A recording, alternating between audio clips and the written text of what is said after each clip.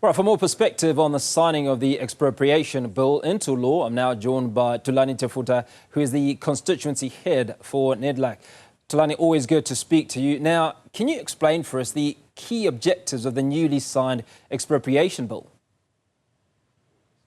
Thank you very much, and good afternoon also to the viewers of Newzroom Afrika, and thank you for the opportunity. The starting point, we must acknowledge the fact that this has been long in the making.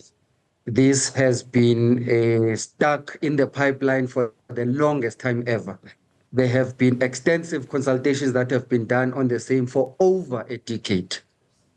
More than that, what our view is as structures of civil society at Nedlac and beyond is the fact that as a society, we must get to agree that the status quo cannot continue as it is.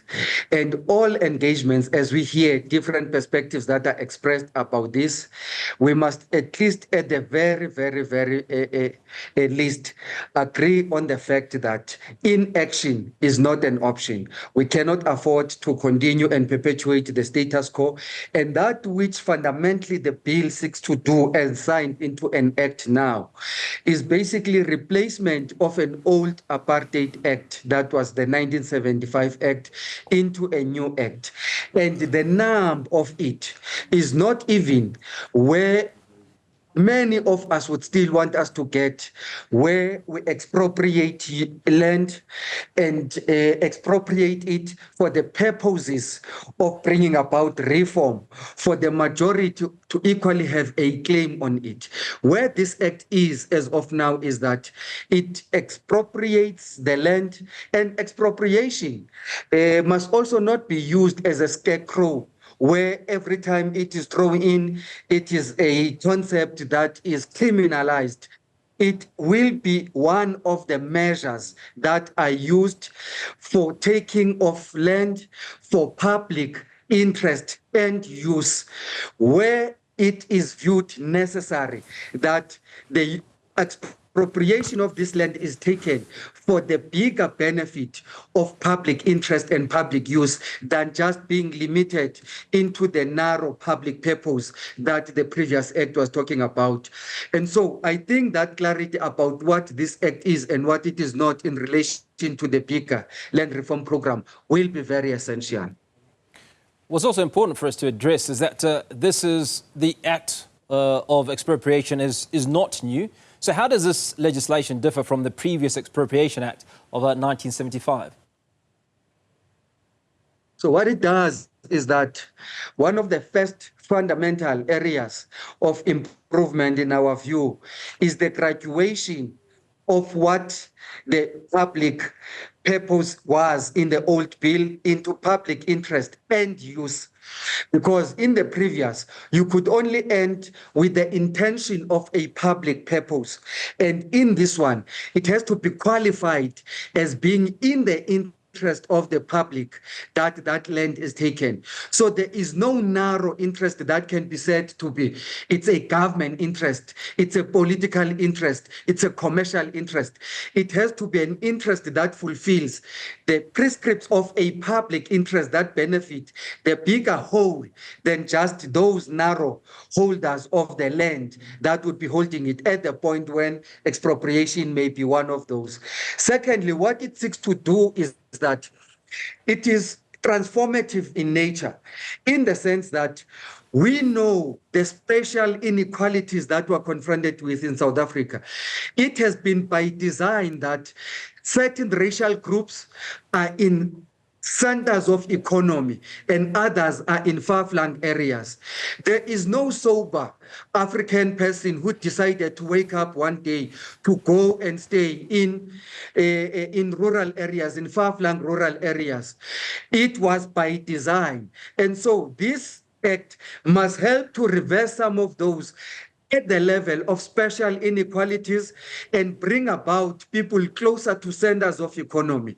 And even one of the intended purposes which we see the act addressing is the issue of land justice.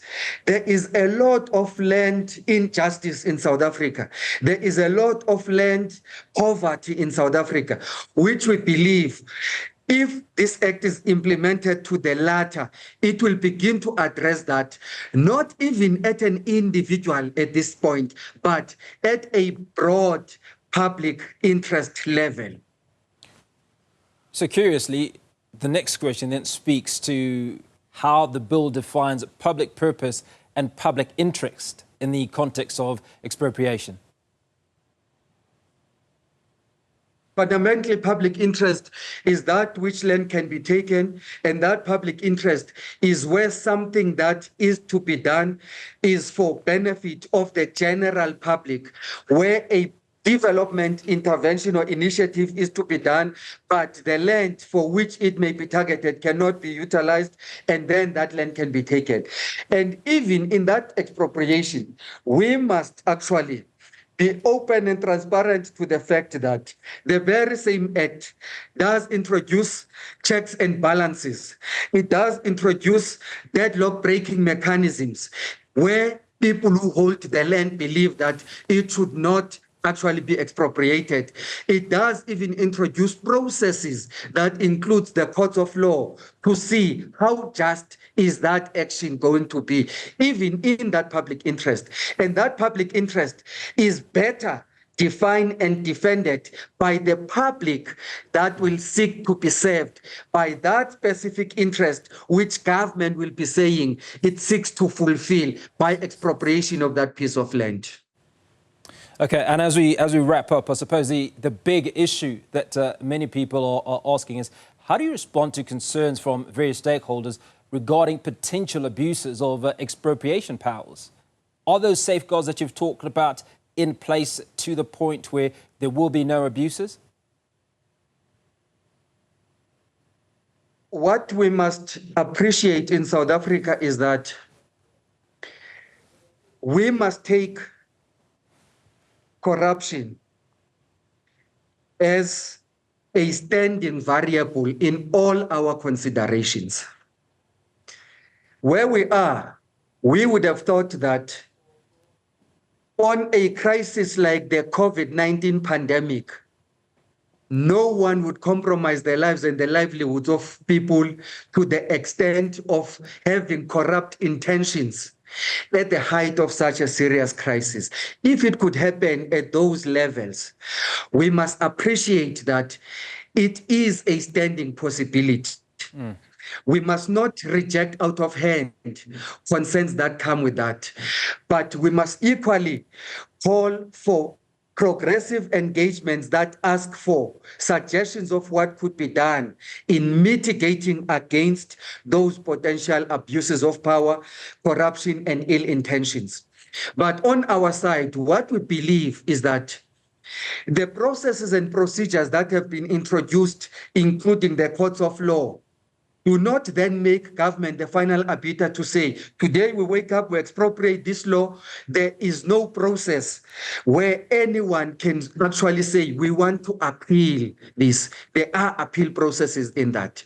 Secondly, the fact that the courts of law can be used in this process to see the justness of the expropriation that is intended, to see where does it place the person from whom the land will be expropriated against this public interest. Does it even qualify to be public interest at a minute level? Thirdly, we believe that the checks and balances that have been put in place are a good starting point. And we must accept that some of these ill intentions will find expression during implementation at a point at which we must equally move with speed in upping our game in terms of the mitigation measures for those ill intentions. And lastly, where there may be a stalemate, as we just said, we believe that deadlock breaking mechanisms that are introduced there do actually take us forward in a fair and just manner that does not close the eyes of government and say, we chop the head, we expropriate, no process of engagement or anything. And the expropriation itself must not only be limited to that which is expropriation with nil compensation. There are other pre-existing measures of expropriation, which actually even appreciate the fact that there has to be compensation. There may be compensation to market level. There may be compensation to less than market level. There may be nil compensation. And so all of those must be taken as a package, not only the extremes of what is provided for in the Act.